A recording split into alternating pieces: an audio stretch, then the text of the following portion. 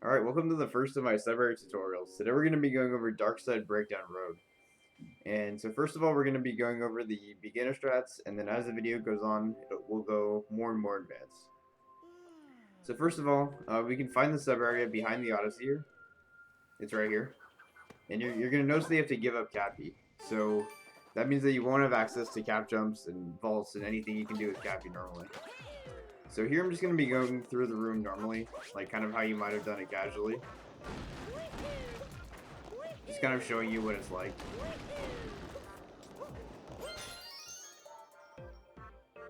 I'm sure most of you guys remember this. It's definitely one of the harder runes to get casually. Because a lot of people don't like doing long jumps. You can do whatever you want to get across these. Like, I just showed you 3 different ways you can move across the blocks. You can do long jumps, you can do dives. And if you have enough momentum, you can do a normal jump, but I wouldn't recommend doing that most of the time. I'm just kind of showing it off. So that's pretty much how you do this room the beginner way. Alright, so now I'm going to show you a little bit more of an optimized way to do the same exact thing. So first of all, when you come out of the pipe, you're going to dive, roll boost, long jump, double jump, and dive. So just like that. I'll show you one more time. So just like that. If you don't want to do that, you can also dive, roll boost twice, and then jump dive. It doesn't make a difference. It's the same timing wise. It's just personal preference. The reason why I prefer this way is because sometimes your jump doesn't come out at the end of the second roll. So I prefer coming out with the long jump. It seems more consistent from my perspective. Alright, so once you're up here, you can do 3 or 4 roll boosts across this platform here. It doesn't make that much of a difference. I prefer doing 3 RTA just to make sure I can come out of my roll on time. But you can do 4, and so I did 4 in this clip just to demonstrate that. So just like that. And you make your way across with long jumps, roll boosts. You can kind of do whatever you want. Just make sure that your movement is consistent and make sure that you're keeping your speed. Alright, so now we're at the key. After this, you're going to want to stop rolling. Then you're going to want to come down to this platform right here. So here you're going to see that the bullet spawned. The reason why it spawned is because I'm on this bigger platform. If I jump to the smaller platform that sticks out here, I would not have spawned the bullet, and so you wouldn't be able to get the second moon. So make sure you land on this bigger part. And then after that, you can do the same thing. You can do the long jumps. You can do the jump dives. Whatever you like. Does not make a difference. And then here at the end, you might as well jump farm just to get some extra jumps out of the way. And you can collect your moons. Yeah, again, nothing too fancy here. We're just kind of optimizing the way that we were doing it before. Alright, so the next way we're going to do this room is going to be called right side. So I'm just going to go through this room normally. I'm not going to pay attention to too many details in this part. You'll see what I mean by right side in just a minute. So after you grab the key, we're going to go forward into the bullet. Now notice the bullet has destroyed these rows of blocks. That's important because that's going to allow us to ground pound into this gap and then ledge grab on top of this block right here. So just like that. And now we're on top. Okay? So the reason we do that is because now the bullet below here is spawned.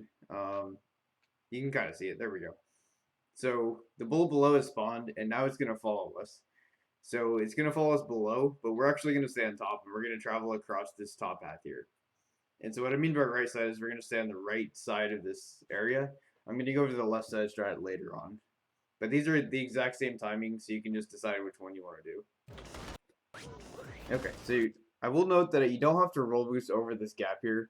It does make it faster, but it does depend on the situation as well. Sometimes this gap is going to be wider, sometimes it's going to be smaller. You just have to kind of judge the situation and do your best. If it's a little bit wider than this, you can always long jump over it, and it's totally fine. But I like to roll boost over it if I can, just because it's kind of fun, and it does keep your speed better. It's just not that important. So if you feel more comfortable long jumping, by all means, go ahead and do that. Alright, and then at this point right here, you want to stop roll boosting, so around these pillars. This is important because it's going to allow us to come out of our jump right here. So if you've done any more roll boosts, you wouldn't be able to come out in time. So once you're here, then you're jumping with a ton of momentum. You're keeping pretty much all the momentum from the roll. And the way I like to do it is I like to dive there, I like to jump down, and then I like to double jump dive here. Um, it just makes things easier. You don't have to do it like this. You can do it however you want. Remember, the bullet below us is following us. So we're on the cycle. We can't beat it, and we're going to have to wait at some point. So because of that, there's a little bit more flexibility with the movement. So anyway, you want to double jump there. Now again, I like to roll boost over here. You definitely don't have to do that. You can long jump. You can just normal jump. Whatever works. But I think roll boosting is fun. So I like to do that. Then you come down here. Now, I do want to point out, when you grab that moon, make sure you look at where the bullet is. So you can see in the distance a little bit, if you look underneath like the main platform, you can see the bullets coming at us, and he's about at the second pillar. So if he's far enough, then you can definitely grab the moon and walk around. If he's closer than that, you definitely want to wait here until the bullet's close enough to the moon blocks where it's going to hit them. So you just kind of have to judge where the bullet is. You definitely don't want to get caught on the outside though. And what I mean by that is when you go outside, you go around. So I'm going to come around here. If the bullet were closer, the bullet's going to take a direct line towards me, and the bullet might not grab, it might not hit the moon blocks, and you wouldn't be able to grab the moon. So just be careful about that. But that's pretty much how you do the right side strat. The left side strat is exactly the same up until this point. You hit the bullet, you ledge grab, you get back up, same way, same thing we did before. Again, stop roll boosting around here. That's going to allow us to come out of the roll around here. And then this time, I like to jump here and long jump. You can definitely use these blocks to the left, because again, we're on the bullet cycle. The bullet's going to follow us, and we have to wait no matter what. So that is up to you. If you prefer to use these blocks, you can. I'm just showing you some example of movement you can do. And also, I should note that sometimes these little bullets up here can destroy these blocks, and the same ones that you see here will not always be here. Sometimes there will be more, sometimes there will be less. It just depends on how the bullets destroyed the blocks earlier on, and so you just have to be aware that sometimes this layout can change. But anyway, so I like to jump dive there and then walk off the edge. If you're going to do that, make sure you have momentum, because that's important. This gap is too wide not to have momentum and just to walk off. So be aware of that if you're going to do that. You can also just jump dive down to the block below, and that's fine as well. I think Fur used to do that. But either way, you can jump dive here. Kind of do whatever you want, but I'm just showing some examples of movement. Alright, so we've gone over beginner strats, we've gone over intermediate strats. Now this is the fast strat here. And I will say before we get into it, this is a very difficult strat. I wouldn't recommend this for all moons or 100%. And I say that because all moons and 100% are the only categories that currently use the Subarea. So if you're going to do those categories, I would highly recommend doing the left side or the right side strats that we went over earlier. But if you do want to optimize it further, this is how you do it. So everything's the same up until this point. You do the same long jump here. But then once you're here, you're going to start vectoring a triple jump. So just like that. Watch out for the wall here. It's super easy to wall slide, and if you wall slide, it's very difficult to recover, and you probably will just have to accept the death. So be aware of that. Try to stay far enough away from the wall, but make sure your momentum is going inwards. Because when you're going inwards, you want to dive, and you're going to land in this little lip, and then do another quick dive. If the second dive is too long, you're going to dive into the abyss, and you definitely don't want to do that. So make sure that the second dive is also quick, and the second dive is going to make the bullet here spawn. So once you're here, you're going to spin pound here, and the placement is very tight. You want to be about where the shadow is. I'll show you again. So you want to be about where the shadow line is, because that's going to allow us to wall jump off of here. If you're too far away, you won't even hit the wall, and so you won't be able to wall jump. If you're too close, then you'll hit the ceiling. So you definitely need to watch out on your position, which is why we did the second dive. That kind of sets us up perfectly. But it definitely takes some playing around with it, and you need to just practice the muscle memory and everything. Okay, so once you're here, you wall jump, and you gotta dive at the perfect time, because you don't have Cappy, so you need to wait for Mario to turn around in midair, and then right when he turns around, you want to dive. So the timing is pretty tight. I'm sure most of you guys who have experience with this game can do this, but yeah, just be careful with that. Now once you're here, you want to spin pound, because you want to change your direction, and spin pounding is the fastest way to change your direction with momentum.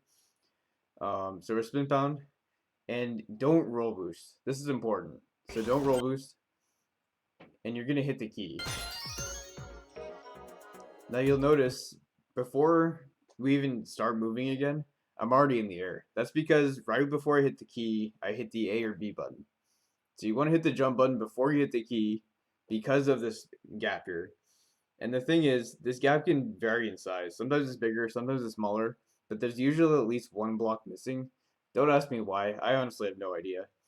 But there's always at least one of these blocks missing for whatever reason. And because of that, you need to make sure you jump early to avoid falling into the pit.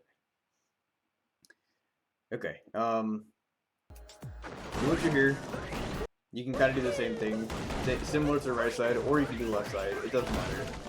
Whatever works. And you kind of made it through. I want to say this strat saves about 2 to 3 seconds. So, yeah, I mean, if it's worth it to you, then go for it. But if not, then I totally understand. This is a difficult strat. Also, you noticed me getting up a different way than usual. I just wanted to show this off. This is not something that I necessarily recommend, because you can get to where the bullet is faster, but at the same time, you can't drop down, because if you drop down, then oftentimes you'll hit the bullet. I did that so many times getting this clip, so be careful with that. You don't want to drop down and hit the bullet, because then you have to redo the entire room. So that's why I waited here. I think going around the other way is better, but I did want to show this off just because I'm trying to make these tutorials as comprehensive as possible. Yeah, there we go. One more thing I'd like to say about the disappearing blocks. So here you can see there's nothing wrong with this platform. Everything's intact. The key's on just a flat platform of blocks. Nothing wrong with it. Then I do everything right here. Just normal movement. Nothing wrong. And now there's a block missing. Right? So that's where the problem comes in. That's why the buffer jump is so important. So there's no reason why that block should be missing. There's no way that bullet could have hit it. It's just pure random chance, I think. I honestly don't know why it happens. Sometimes there are 2 blocks missing, and so you have to buffer the jump extra early, which you can do. You can still survive it, but I just want to warn you about that. Alright, thank you guys for watching. If there are any questions you guys have, I'm happy to answer in the comments, or you can DM me on Discord or Twitter or anything. And yeah, let me know if there are any other subareas you guys would like to see.